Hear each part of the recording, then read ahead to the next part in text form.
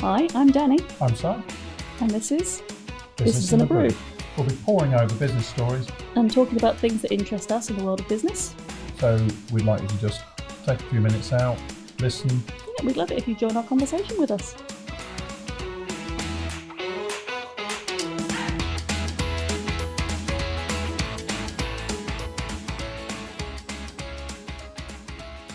Hello. Hello. What we're going to talk about today from my side is a story that's haunted me for about 25 years. I was in the area when it happened. I remember some of the fallout from it. I don't remember anything about the inquest because I think a lot of time had passed by then. I was doing something completely different, but I remember this particular company based in Leicester. And back in 1998, this bakery had a terrible accident, preventable accident, so it appears, that became one of the reasons why we have, one of the many reasons that we have health and safety rules and regulations in the country that actually are pretty stringent. But remember that behind every regulation there has been a death or a serious injury. Yes. So this case is particularly chilling. So if you've got a nervous disposition or really don't want to hear anything that's particularly tragic, then maybe proceed with caution from this point onwards. So how are you feeling? I'm all right. You're not talking about chewy chicken or anything, so I'm okay. No, okay, all right, okay. So this case involved Harvest Time Bakery, which is owned by a company called Fresher Bakeries Limited. We're trading as Harvest Time Bakery and Harvest Time Limited, so these different companies that are kind of all interconnected. And it was a commercial bakery in Leicester, just down the road. Commercial as in makes for shops to sell? Yeah. Bread and morning goods. What's a morning good? Well, I think like crumpets, and I don't exactly know. I didn't look into their product range because they don't exist anymore. Fair but enough. But yeah, it's anything that you eat in the morning. So arguably toast. I'm 43. I can eat whatever I want in the morning. Yeah, but they don't produce toast, of course. They produce the bread. Well, that'd be ridiculous. You can't produce toast. So what happened was there was some essential maintenance that needed to be done within the bakery oven, and the bakery oven was, you might think it's a bit odd, but it wasn't your standard kind of oven with a rack in it. Like with a door and a rack. Yeah, or a very big one of those to produce thousands of loaves. But it was a 75-foot long tunnel oven. Like a railway line in a tunnel. Well, like a conveyor belt where the bread tins all fitted on. Yeah. And then were through the oven quite slowly. Yeah. And it would take about 17 minutes for them to go in and come out the other end. I have no sense of scale, so 75 foot is like a car? Like an elephant? Well, like an elephant, maybe. So what, an elephant is, I don't know, 20 foot long, 15, 20 foot long. So let's say four elephants long. So it's a conveyor belt running through 4 elephants. Mm-hmm. Okay. So the oven gets warmer towards the middle and gets basically up to 260 degrees for baking. And that continues till the bread comes out the other end. Goes in raw, comes out cooked.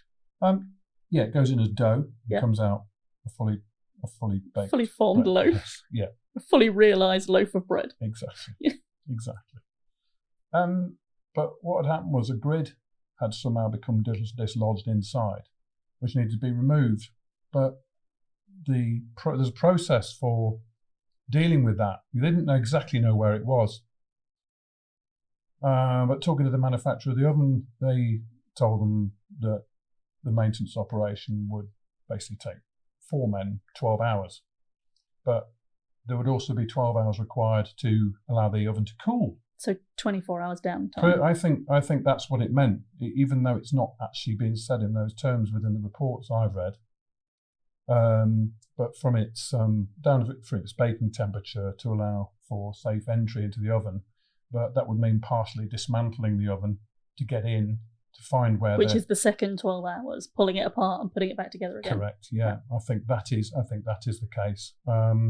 But the cost of the downtime would be about £1,100 an hour. and that's lost productivity in money. So about £30,000. Well, it could be easily that, yeah. So it seems to have been the essence of the decision to avoid the loss, to get it operating as quickly as possible again. You know when someone's telling a story and you have a really horrible feeling about it? Mm-hmm. That's what I'm getting here, but carry on. Yeah. So the oven was switched off at 9 a.m. and allowed to cool for just 2 hours. Okay. Right? But they had some fans blowing air in. Like a domestic fan? Well, I don't know how big the fans were. Okay, sorry. Honestly, that's not recorded, but fans, if you imagine blowing air through. But the slot at the other end that the bread came out of was only 8 inches high. So a fan at one end trying to blow through 75 foot. 4 elephants. I don't know where the fans were being blown in from, but that was part of the story. But and there were actually 3 temperature gauges on the outside, so they could always be checking. Yeah. Because so you knew how hot it was inside. How hot it was for the bread. But none of these were checked in advance or checked. And the temperature inside was still over 100 degrees, it turns out, which is actually the water boiling point of water. Yeah. Now, I understand there was a discussion to get a specialist to come and do the work, which would have meant dismantling the oven, which would have been for the, down to downtime. But between the team, and it appears that there was likely to be some management consultation to go in and get the job done. Mm-hmm. So maintenance operator, even though I didn't actually recall his title, David Mays, and the engineer, Ian Erickson, did volunteer to perform the task itself. And David, according to his parents, was a potholer and used to tight spaces and consequently wasn't claustrophobic.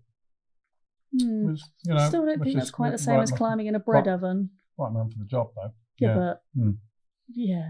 But here's where you start to see this pathway happening, which is the task was to crawl through the bottom of the oven, travel on the conveyor, which could only go forward. So follow the bread journey. So the space has been made by removing enough bread trays before and after to allow them to crawl through at the pace of the conveyor.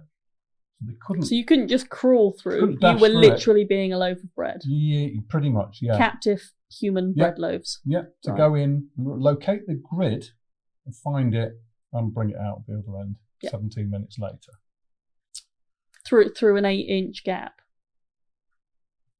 You picked up on that. Yeah.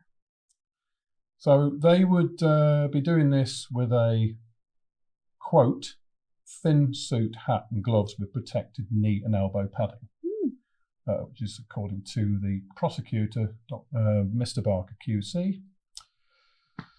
Well, they were apparently last-minute thoughts, so they crawled up inside the space onto the conveyor to crawl along the track, the rack in front and behind, sandwiched, and sorry, that was not even intentional. Unable to turn back. Really bad. Sorry. They were stuck, not sandwiched. And they proceeded into the oven. They had a walkie-talkie, and within just a few minutes, there were panic messages on the radio that it was too hot. So they're human bread loaves stuck on a 17-minute conveyor belt, and 2-3 minutes in, they're panicking. Yeah. So there's another, I don't do maths, 13, 14 minutes. So, however many left minutes, of the bread journey. Yeah, so they were being pushed on, unable to go out or back. They couldn't climb out the sides, they couldn't go back on themselves. The tunnel's getting hotter and hotter, and basically they're being baked alive. And the gap at the other end, is just wide enough to allow the bread to go through. Could you fit through an 8-inch gap? No, I am definitely at least twice 8 inches when I turn sideways. Mm-hmm. There's no way I'm getting through an 8-inch gap. So Anthony Barker, QC, also reported, is the prosecutor, recorded that they were trapped. There was no system of reversing the conveyor and no system of getting them out of the oven. They were basically condemned to death the moment they volunteered. And they hadn't realised it. No one had realised it, though. That's the thing. No one had looked. No one had looked. There was a lack of common sense in that building. No one had looked at the slot at the other end. They were just like, dude, we'll climb in. Don't worry about it. It'll be fine. Yeah. The Daily Mail reported at the time that the prosecutor had said work should have been carried out. the work should have been carried out in temperatures of no more than 40 degrees. The gauges would have... So like Crete in the summer? Yeah, pretty much, yeah. Gauges, they would have been sweaty, yeah. The gauges would have read 100 degrees. It slipped out the 8-inch if it was only 40 degrees. I thought. but would have read 100 degrees. Yeah, that's...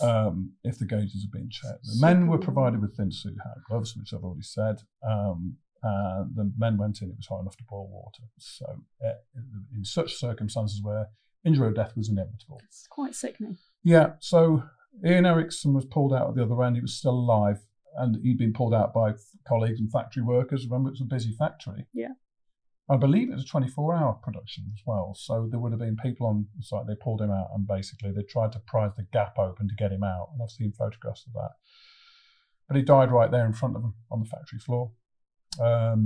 David Mays, who actually collapsed inside the oven, had become trapped and died in the machinery. So he'd been caught up in the machinery. I mean, you're going to need some counselling after that's happened in your workplace. I just can't imagine what they must have had to see. He had 80% burns and multiple fractures causing his death. And the workers even tried desperately to take the panels off the side of the oven to get him out, but he was already dead. He was burned to death. But I get that's a health and safety thing, right? But that's also a common sense thing. Nobody in their right mind goes, that box is 100 degrees, I'm going to get in there. And that's the thing. So health and safety regulations surely are about better common sense, and why can't people everyone takes the mick out of health and safety regulations. And it's silly, like my mum used to work in exams and she had to do a qualification just to get on a stepladder to get a box because she's very small. She's like a little elf. She had to get a box off the top shelf and had to do stepladder qualifications just for that. And we all laughed at it. Yeah. But they all come from somewhere. Someone at some point fell over, standing on a wheelie chair, trying to reach the top shelf. Has died or been... Injured seriously in some way. So I get where it comes from, but it is just common sense. Yeah. You're not putting me in a 100-degree hot box. No, I agree. Certainly not with a thin suit and a pair of knee pads. Yeah. I'd like, conclusion really is, just think, but... Just think. That's my conclusion. Yeah, but the thing is, it's happened. It's terrible it's happened, but that should never happen again as a consequence of that. Should never happen again. It should. And that, it creates laws, it creates rules, it creates handbooks, it creates everything. But that still relies on that person in that moment going, no, we can't do that. Rather than that person going, do you know what? It's just going to save us £32,000. Let's just get in. Yeah. Yeah. And I don't think you can create common sense. But think about the consequences. The consequences of this going on are this. Yeah, they lost a bit more than 32,000. Yeah.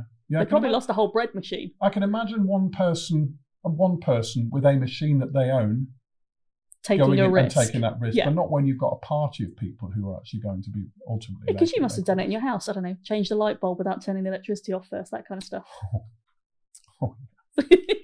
Yeah, but you learn. Exactly. You do learn quite quickly. Unfortunately, it's a bigger version of that. It's a very bigger version of that. So finally, it took until 2001 for it to actually go to court. There were wholly avoidable deaths, put in what appears to be profit above safety, or at least productivity above safety. So Fresher Bakery was fined a total of 600,000. So it was 250,000 fine and ordered to pay 175,000 cost. Harvest Time Limited was fined 100,000 and 75,000 costs. The MD of Fresher was the owner of Harvest Time was fined 20,000 and 5,000 costs, and the production director fined 2,000 and the chief engineer 1,000.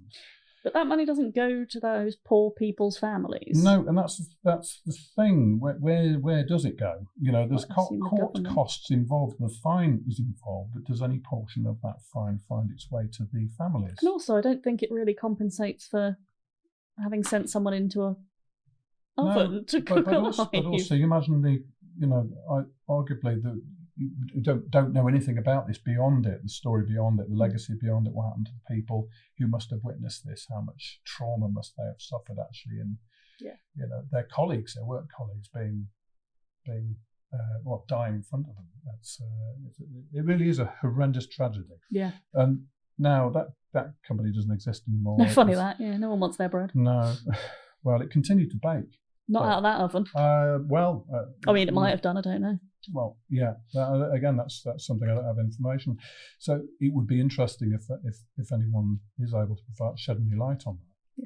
But I think it's probably best left in the past now. Yeah. Don't want to, apart from obviously us talking about it here, but there's a requirement to kind of just let it. It does make sense. Every single health and safety legislation will have something like this behind it. Yeah. And that makes sense. We don't thatch roofs all the time anymore, and we don't build our houses out of wood anymore because they catch fire. We do. We do, but not in quite the same way. Oh, no, not in the same numbers. So yeah, I do get it, but it does rely on the fact that it's still that person on the ground in that moment making that decision, whether that comes from upper management or whether that comes from that person going, oh, do you know what, I'll just get it sorted, it's not a problem. Everything's got an element, well, not everything, but everything's got an element of risk to it. You need to employ your common sense, and I think health and safety is great, and I get why people get frustrated by the rules, the restrictions, the red tape and everything, because in that moment sometimes you just want to solve the problem. You don't want to fill out your accident form, you don't want to do X, Y and Z and put your high-vis vest on. I get it. I mean, this is a very extreme example of, I wouldn't have climbed into that oven. I don't know what on earth they were given to volunteer to do that. Wasn't worth it. But you can't write a procedure for common sense in the moment. You can't write a procedure for immediacy. You can't write a procedure for profit over. Quite. And this case has always been one of those that for me kind of made me aware of the HSE, the Health and Safety Executive in the UK, and about how much legislation they have and control, and actually that we'll explore that in a future episode, because that's actually really worthwhile just looking at some of those figures. Well, it kind of discounts everyone goes, their job's worse because all they care about is their forms. Oh, it's created a whole industry off the back of it, of course. But it makes sense. It does make sense. No one wants to die in a bread oven like a giant human loaf of bread. I completely get it. But yeah, it's just, you can't, in that moment, you can't say what you do. Quite. Although I'm confident I would not climb in that oven. Yeah. So that was the almost entirely avoidable, terrible tragedy of Harvest Time Bakery. But thanks, you've cheered me up no end. Yeah, but thank you for participating. Thank you very much.